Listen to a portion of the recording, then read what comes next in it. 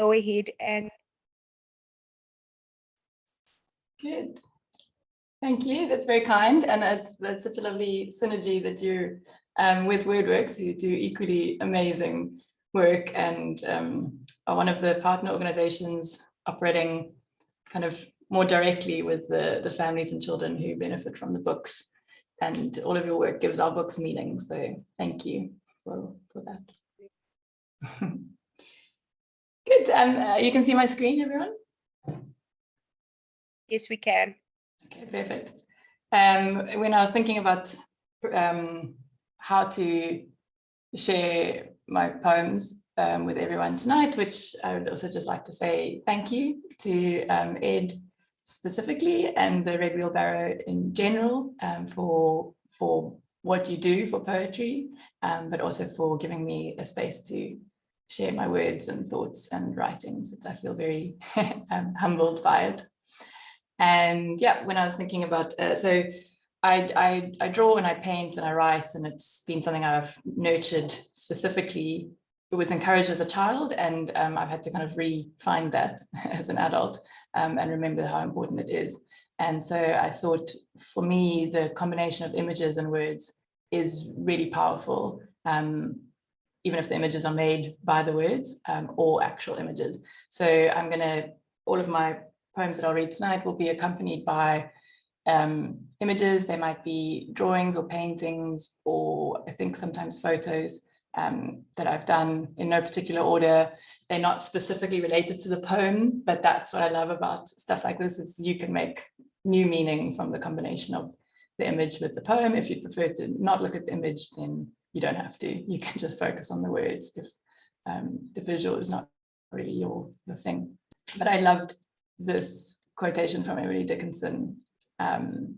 Says the brain is wider than the sky. I think it just speaks to the incredible power and potential that we have as humans for creation and for imagination, for hopefully healing and good.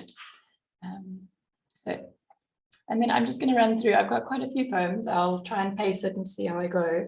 I might skip some, I might not, so we'll see. It was only when the hum of the bulbs had ceased, the slur of the cistern first swelled, then slowed to silence. The insistent clock had given up counting, that we heard the rain, the rush of the wind, and the thunderous connection between us and the world.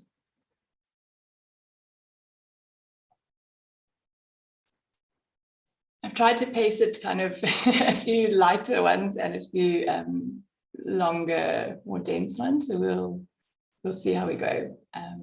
But I hope that everyone feels present and kind of connected to each other and to the words. Circles. The finest thing about being the youngest daughter of the youngest daughter is that if the natural order has its way, you get to attend the funerals of your cousin's parents. Learn from them how to hold yourself while the world churns, the way you learned from them how to hold your head above the brackish water of the top dam, and to swim, arms turned amber and stretched ahead of you, feet kicking quick bursts, sending ripples out in fervent waves, even as the leeches suckled their life from your young blood.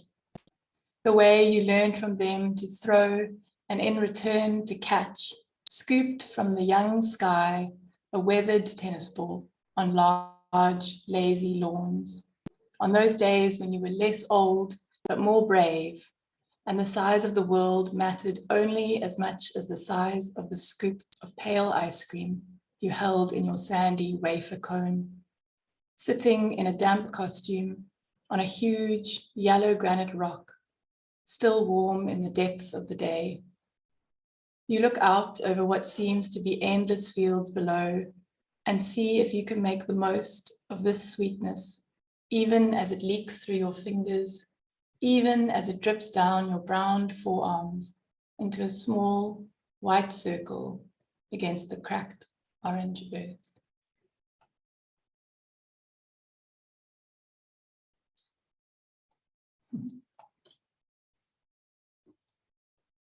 This blue cornflower dressed the dinner table the night I read a poem to a garden filled with people. It smells still, though it is long dry, of fine, whistling pines, my trembling voice, and after that fancy wine.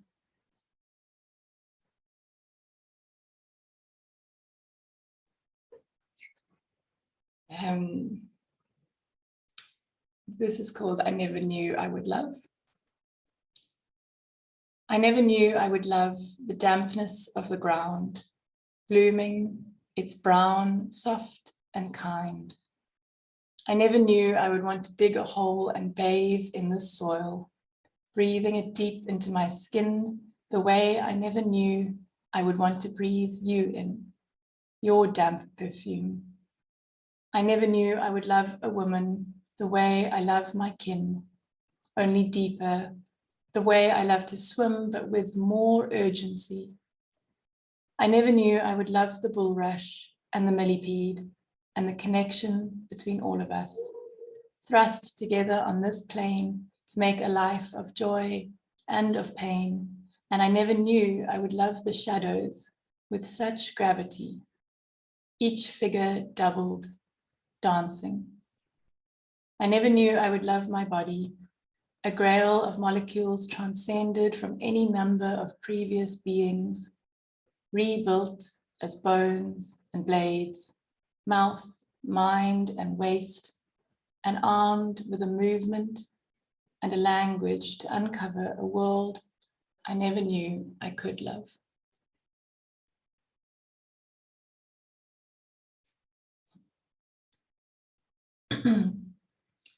Little boats in the night.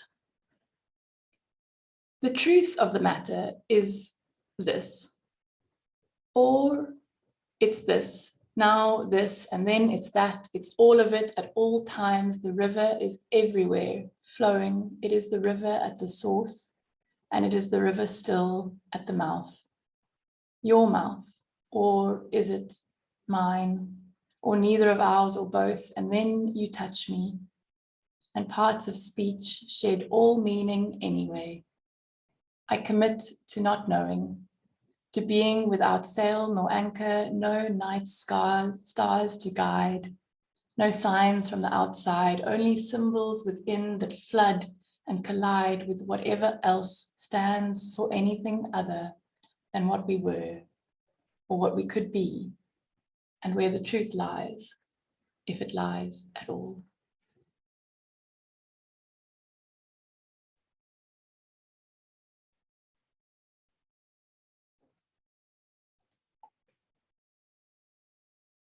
The skinny dipper walks softly, bare feet gentle against the sand, the whole world under there, meeting the earth again and again.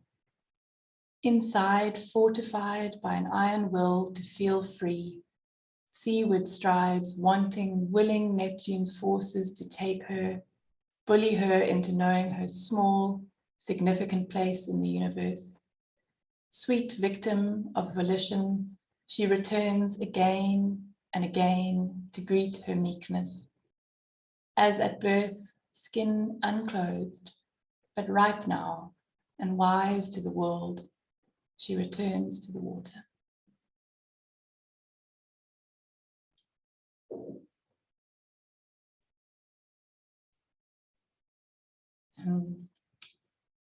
Two dogs. A green wind moves leaves around the park. Trees drum and moan with the blue push of it. A city rests below in pink. Now the sun finds the back of the mountain, leaves only white light. This is the furthest from dawn I could be. Droplets stray from the fountain and find my cheeks. A couple walk past. They have 2 dogs. One is old and one is new.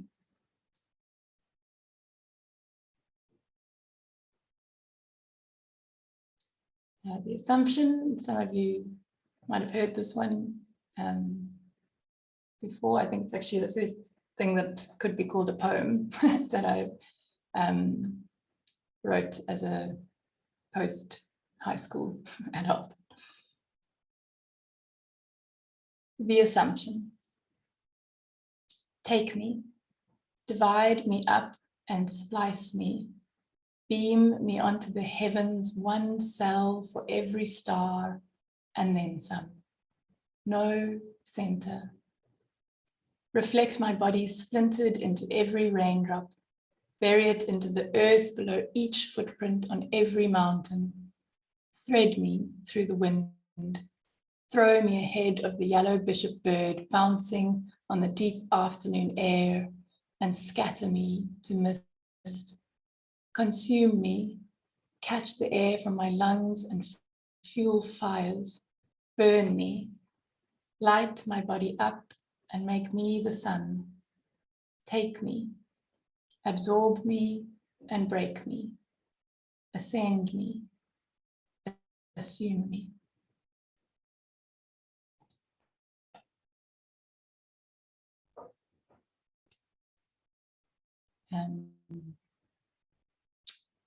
We can't always make decisions that we're proud of. I call you in, moon-like to her tides, to swim in the swollen sounds of you. Let the weight of your waves overwhelm me. Try to catch breath while air lies trapped in bubbles all around. I gasp out, wanting to hold the shape in which I long to live, the now familiar cave of your mouth. Maybe, you had said, we die slowly and not all at once, sending parts of ourselves ahead, and I see now that you were right there for a while. If I could have gathered all those bubbles, I'd string them up like beads, build a raft of my own breath, cross the depths to reach you. Instead, I scuttle here in the crashing shallows, gathering sequined stones, and when home, I create constellations, piercing each one gently into the clay roof of your cave, and I leave them studded there so that I might rest in the waning light of you.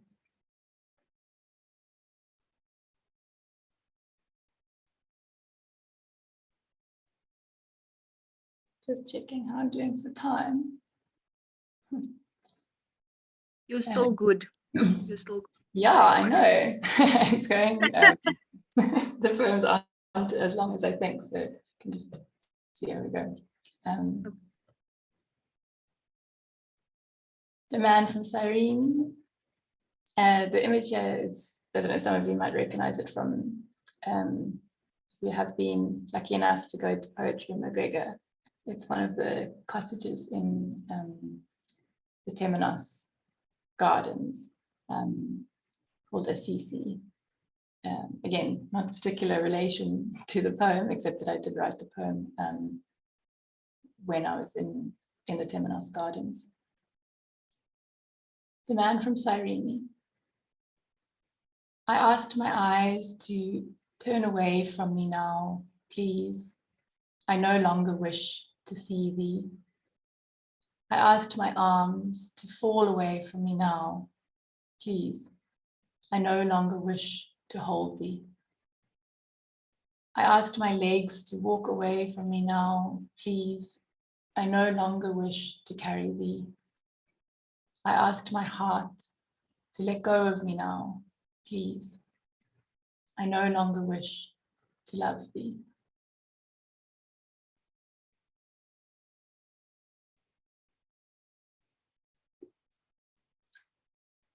Belonging is a beast that roams, quietly wild, calling for you. Ancient creature blind, it moans, bellows, calling for you. If you would have listened, you might have felt it pass, sat alone below the stars, it rose calling for you. Nearby flames turned wood and wind to echoes. Glowing embers trickled through the leaves and it was close and calling always for you.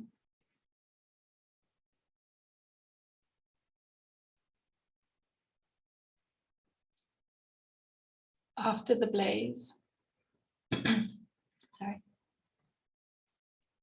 Home is your laughter, blooming red algae against the azure, nuclear cloud, silent before disaster, raising towns to the ground, bending down, dancing round the self-serving blaze, breathing air from the caves, stealing peat from your graves.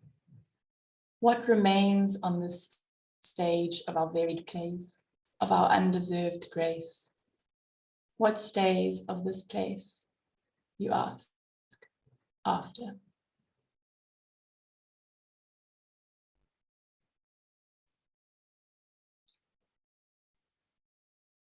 Desire resides in our cavernous selves, in our ravenous, rancorous, cancerous cells. Desire dwells and finds a home in doubt and in longing, in giving and in the thronging of the heart to the brain, in a tongue it pretends not to know.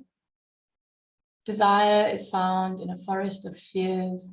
It tears between wild woes, and in throes of grief it betroths your brothers to their sisters until dissatisfied it slows, fatigued and forlorn.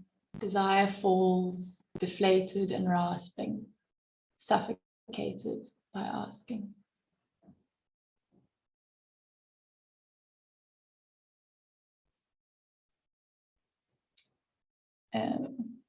Move the little Zoom bar to see the title of this one. Again, sitting in the shade of a gum tree. A gentle smile of work, no, sorry, let me start again. I was thinking of something else as I started reading. I think a lot of what sparks me to write is being silent in nature. And yeah, sometimes it's helpful, and I enjoy writing about the context and the environment that sparked the thought, that sparked the poem. And sometimes I leave it completely out, but this one, yeah, I just often find myself drawn to gum trees, even though they're not indigenous, which I find interesting. And so this was written also at the McGregor Poetry Festival, actually, during a workshop hosted by Dawn Garish of the Life Writing Collective. And I will do a quick shout out to them at the end, because they have played such a big role in my journey to writing. Again, sitting in the shade of a gum tree.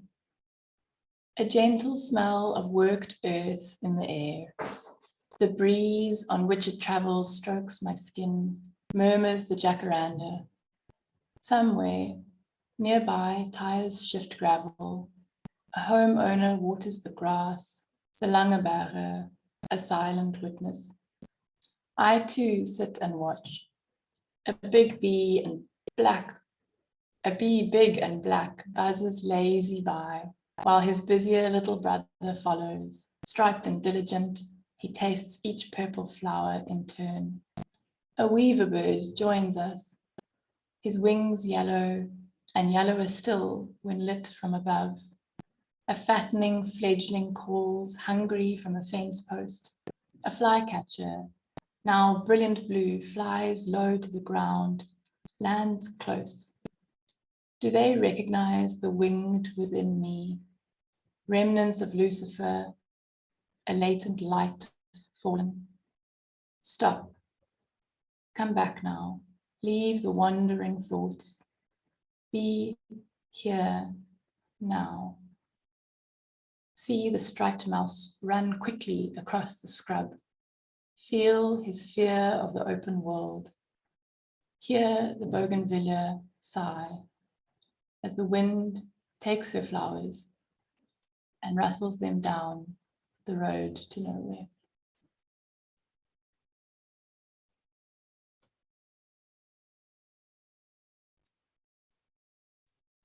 Sometimes I don't always have very interesting titles for my poems, so if anyone has suggestions, I'm very open to feedback and also any way to improve. I think it's been such a joy learning to craft something again. I think we do it so much as children. We're really encouraged to do it as children. If you're lucky to create and to learn new things, and then we kind of can lose that. So yeah, any thoughts or improvements or suggestions, I'm always open to. But this one is called Everything. We live our lives in the hands of so many strangers, never knowing when the muscles might fail. Life with its bright, moving pieces. I want too much of it and too often. I want too much and too often. And then I remember a single leaf reveals the wind.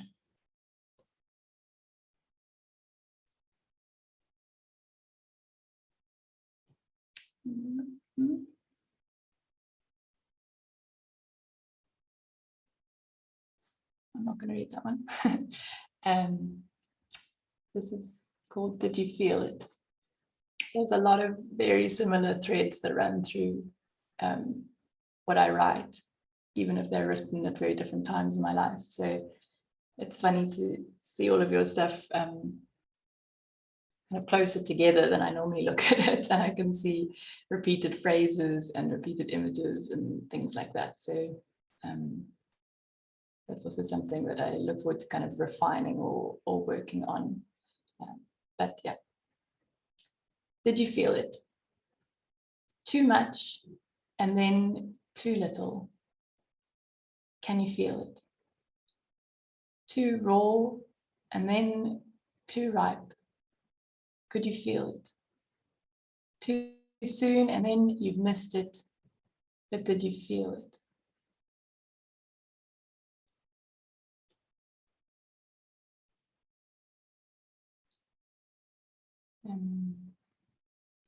This is the one I was planning to end on. I do have some more, but I don't know how we're maybe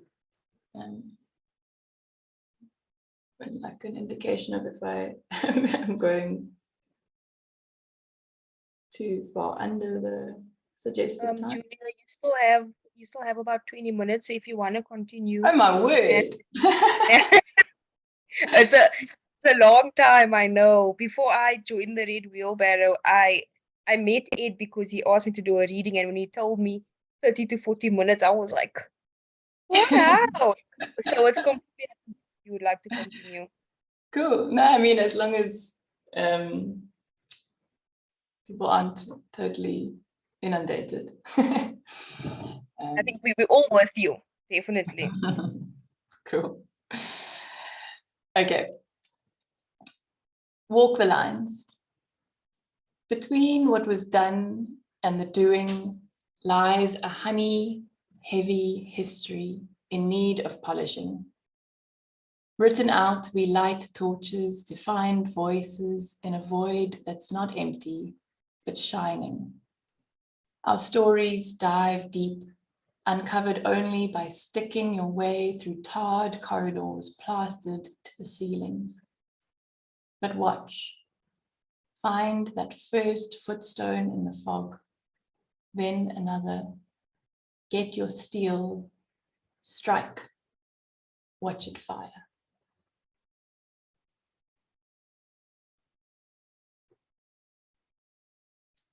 Just gonna see if there is any.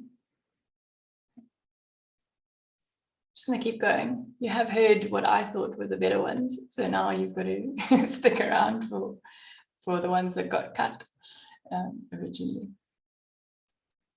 This I wish for you, to sit beneath a canopy of leaves and be free, to be alongside the white ducks, watch the water's rippled light reflected on the trees, to sit beneath a canopy of leaves, to know your own longings from those of other beings, to paint what you feel and not only what you see, to sit beneath a canopy of leaves, to breathe shared air seasoned by the sea, to be alive and stride in fields of possibility, to know that you are exactly where you are meant to be, to sit beneath a canopy of leaves and to be free.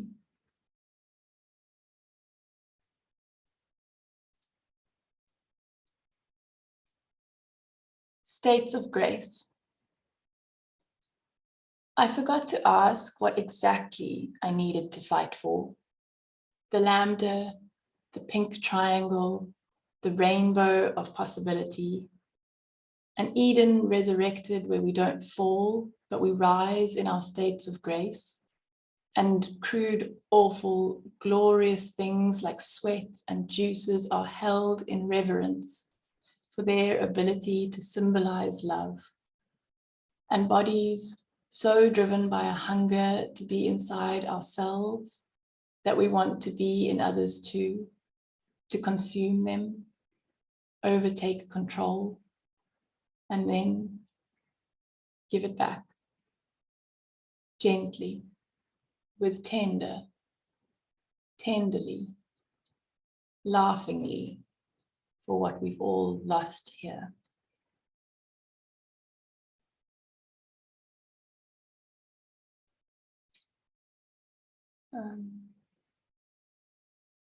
Just want to see what we're dealing with next.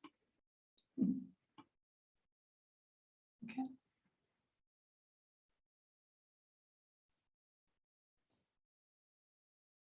The caretaker.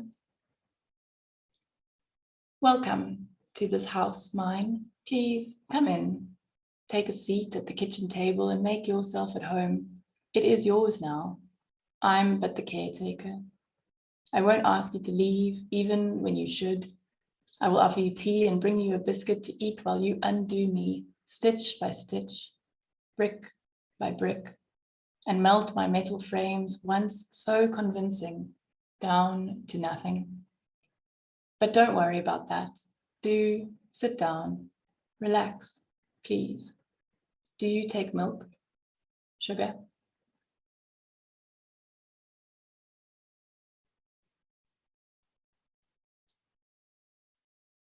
Complementary colors. You and I fall to opposite ends of the spectrum, yet we bleed together as at dusk and again at dawn, orange becomes blue.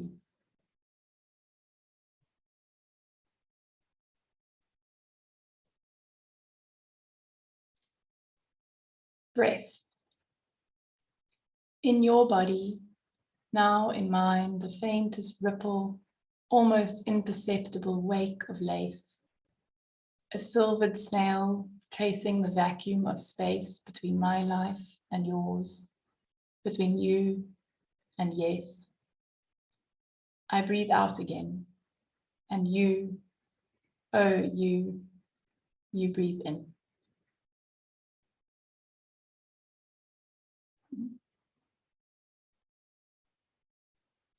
For everything a miracle.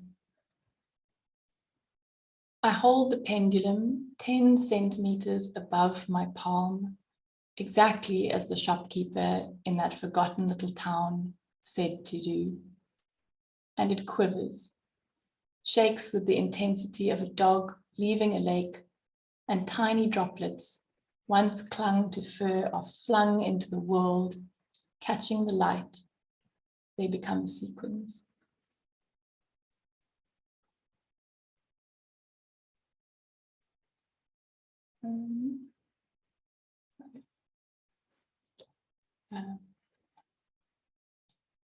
Go figure. So I think the only one that needs a bit of context. It's written in response to a painting by Alexander Moffat called The Poet's Pub, featuring kind of portraits or a scene of a whole load of very famous poets, a very famous Scottish pub, but they are all male. And I didn't like that, but I see that the poem is cut off, so just 1 second, bear with me, so I can get the last line. Okay. The list of names of each distinguished poet appears alongside their group portrait. They sit in a famous bar in Scotland, making poets' sounds and poets' faces. Norman MacCraig, Sorley MacLean, Hugh MacDiarmid, Ian Crichton-Smith, George Mackay Brown, Edwin Morgan, Robert Garrioch, Alan Bold, Sidney Goodsir Smith, and John A. Tongue. 10 great names, sons of thought, 10 well-crafted figures, but no me. I must look beyond the scene to find myself. I must delve through the back matter, outside on the street. I must take note of supporting bodies to find myself. Nameless, faceless, kept out of the light. Not meant to be thinking, meant to be seen, there to inspire, amuse, red-dressed, bared breasts, creature clipped in flight.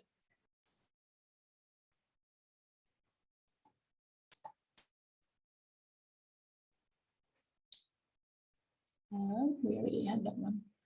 So then I think I'm gonna end on this one, and maybe if anyone has one that they particularly would like me to read again, I always really like hearing poems the second time.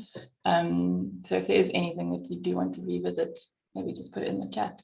I'm very happy to read it again and hopefully improve on the reading the second time.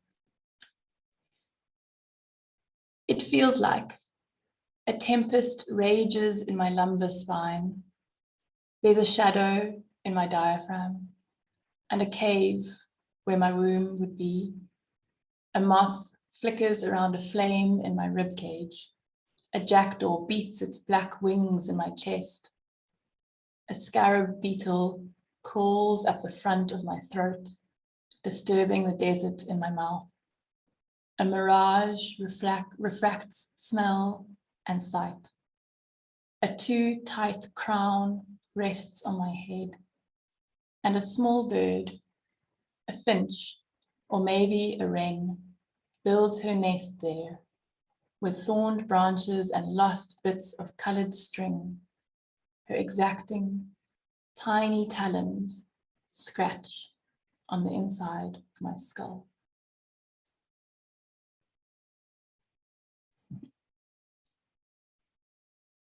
I'm really quite a happy person, mostly.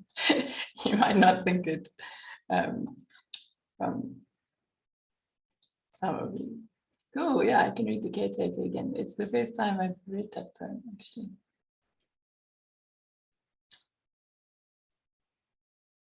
Welcome to this house, mine. Please come in, take a seat at the kitchen table and make yourself at home. It is yours now.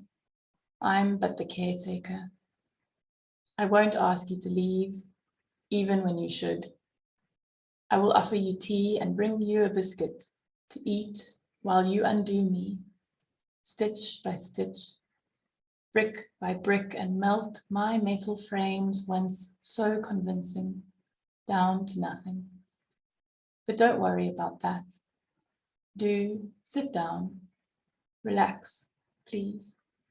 Do you take milk? Sugar?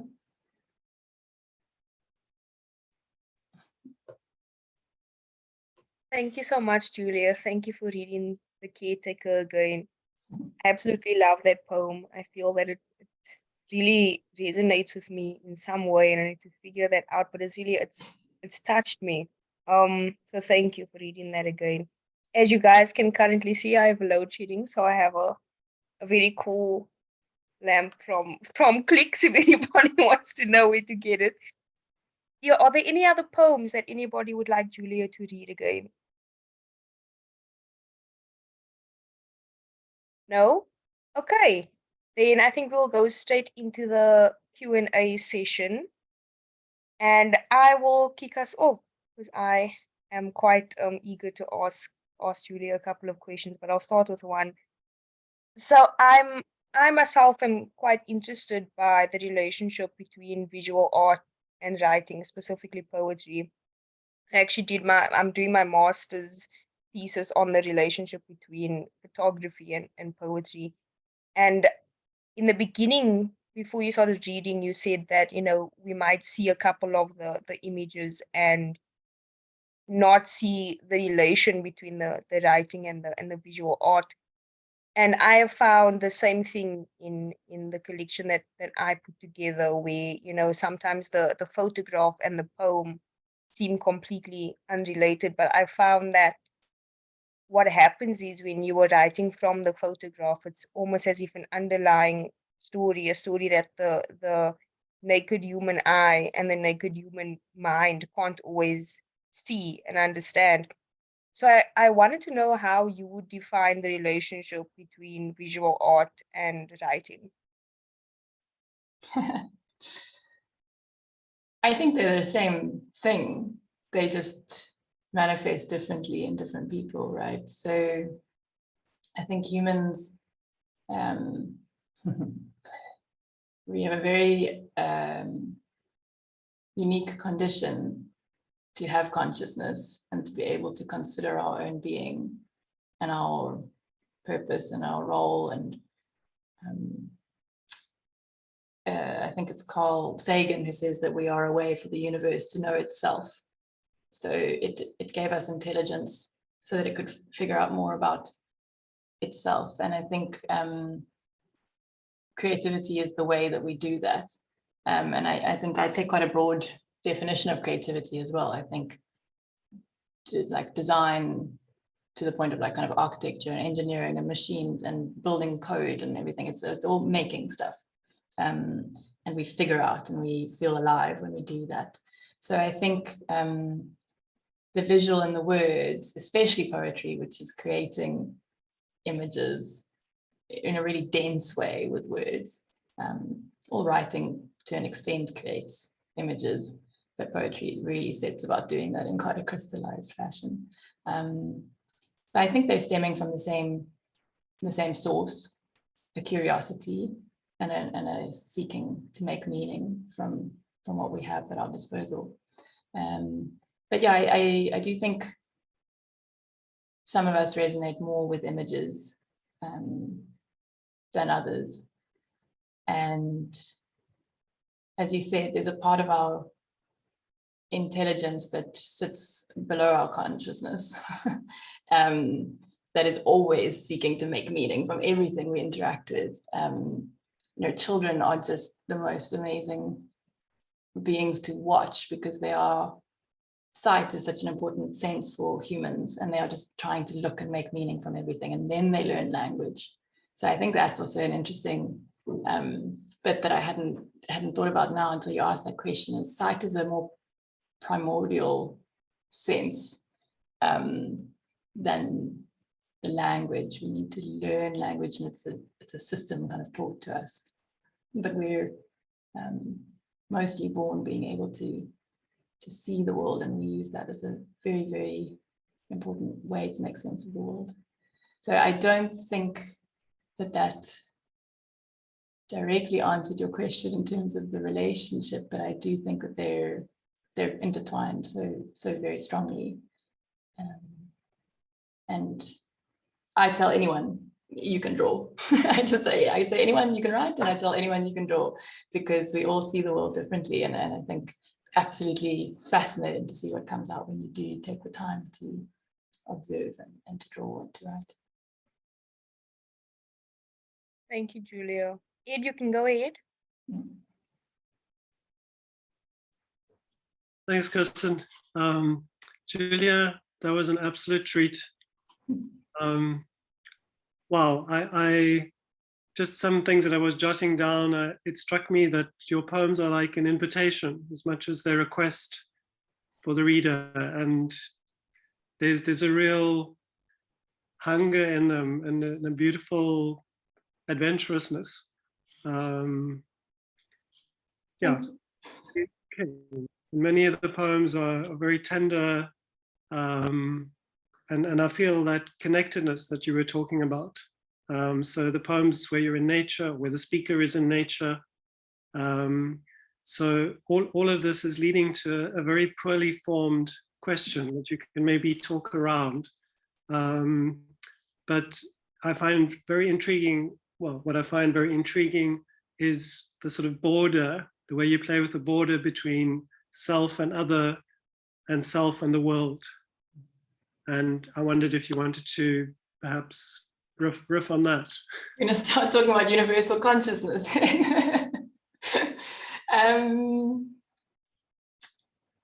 I think it's not something that I understood when I started writing.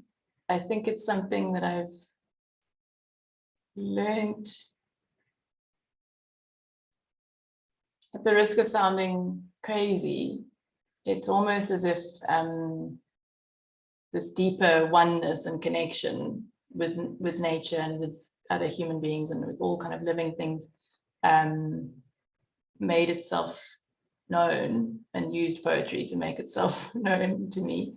And that's probably why it kind of comes up all the time. It's this energy that is kind of using words and poetry as its vehicle. And the more I write, I think, I mean, I don't know if it's interesting to think of it. I don't know if it's interesting to know people's process, but I really, really write from a place of silence, and stuff bubbles up, and then I don't think that's unique, but then, you know, you kind of let it all out, and then the editing, more kind of logic, craft brain comes into it, once you see what your raw material is.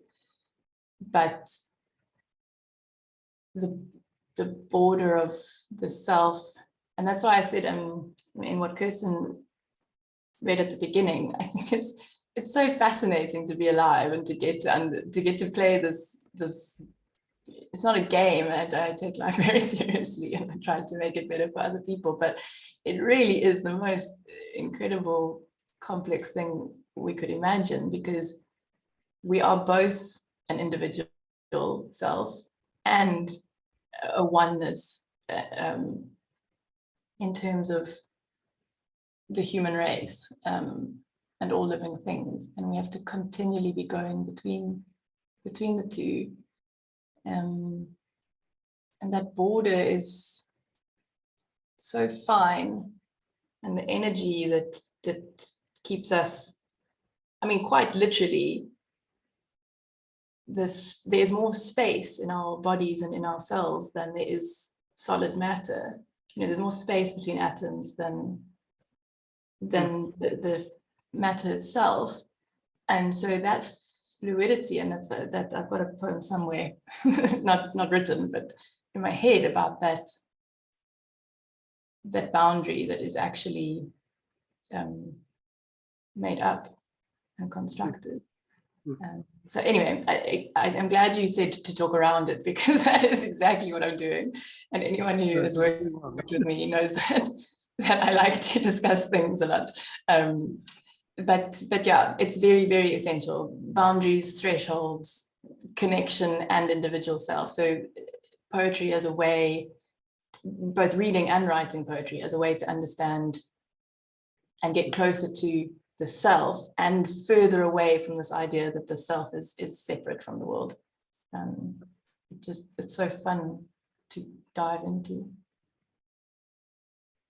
Wow, what a lovely thank you.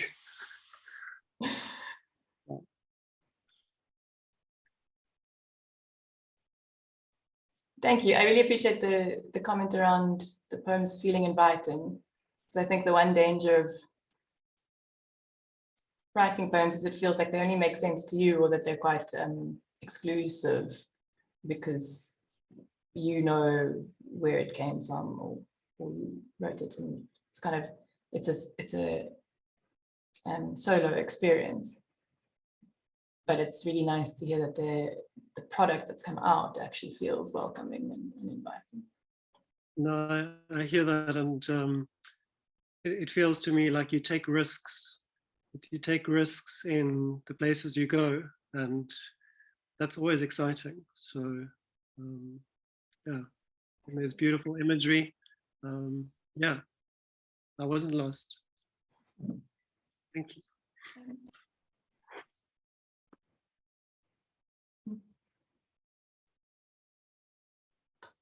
If there are no other questions, I'll go ahead with my second one in the meantime. I'm very eager to ask this one as well. So, Julia, I wanted to kind of ask a question that's in connection with your writing and your NGO work that you do with Book Dash. So, with my past experience with doing NGO work, I find that it's taught me a lot and exposed me a lot to the human condition, and really I found that there's a very strong connection in my writing and the work that I've done with NGOs. And I wanted to ask you if there's a connection for you as well between your NGO work and the writing that you create. Yeah. So in one sentence, for people that don't know what Book Dash does, we're a social impact publishing and book gifting organization. So we gather writers, illustrators, designers, and editors to come together as volunteers to create new African picture books that we then share with the world under a Creative Commons license. So anyone can access them, download them, read them, translate them. They get used and adapted around the world. It's absolutely incredible. The kind of contribution to the global literacy landscape and the representation of African picture books and publishing that it has had. And then we've got 188 original storybooks in our library now. And Book Dash also raises funds to manage the translations of those across the 11 official South African languages and make those available online. But primarily the bulk of what we do is we get funding to print physical copies of the books, beautiful full color picture books, and we print and distribute them to children and families for free to own, who would otherwise never own and be able to access picture books that are incredibly essential for early development. So this is all going to children preschool to read and bond with their parents and their caregivers and their siblings and the loved ones in their lives.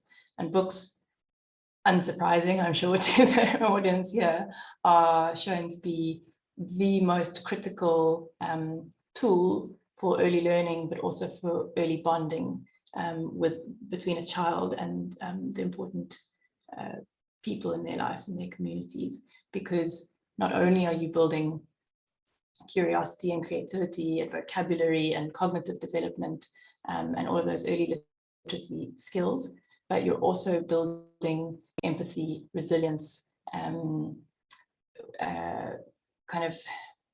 emotional regulation, all of the social skills that are really necessary for early development.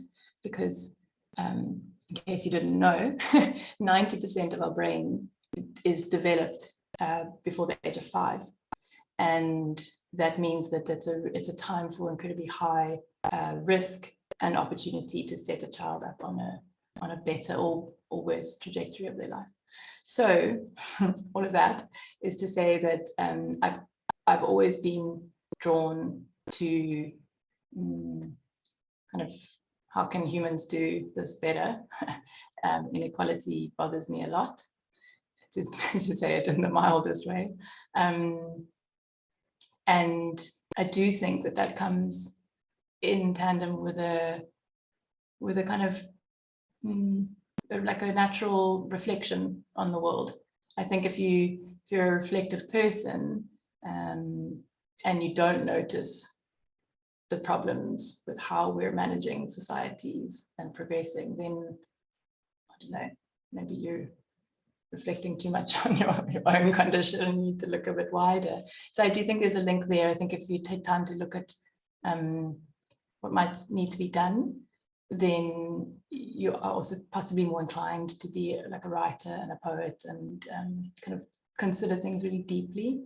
And then I think in a very direct way, the way that I choose to spend my time and the cause that I choose to dedicate it to is around providing children with a tool that will develop their language, their curiosity, and their like ability to understand their emotions and the human condition. So, which all of those three things I think are the most powerful things that I have developed and been able to develop over the years. So if I can play a small part in giving kids that, even just language, if you just give someone the ability to master a language, it's incredibly powerful what it can enable you to do. One of the most wonderful things is to see a child be able to identify and then express the emotion that they're feeling, because otherwise they are frustrated or and often we say to children, happy, sad. We give them like those two options, maybe angry. But if they can like pinpoint the exact emotion that they're feeling and then they have the words for it, it's very empowering. So yeah, definitely a link between what I do and what I want for other people and the writing. Thank you, Julia. I have a big admiration for you and anybody that works in the NGO sector. Including yourself. Hey, I mean, yeah, but I think just, the position that you are in, and Book Dash really does amazing work, and the books are incredible. They are stunning and so well put together. I think if anybody's interested, I'm advertising Book Dash, but you guys should definitely check out the work that they do, and it's amazing. Are there any other questions? You guys can just go ahead and unmute yourselves and ask.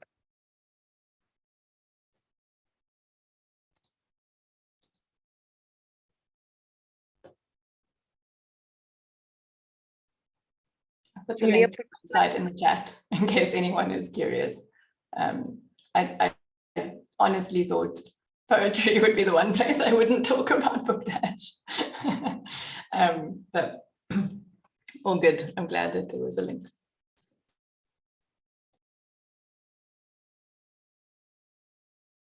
If there aren't any more questions, we will do a 5-minute comfort break, and then we can come back at 20 to 9, and we'll be having the open mic. So bring your poems that you've written, poems by other poets, and yeah, see you guys in 5 minutes.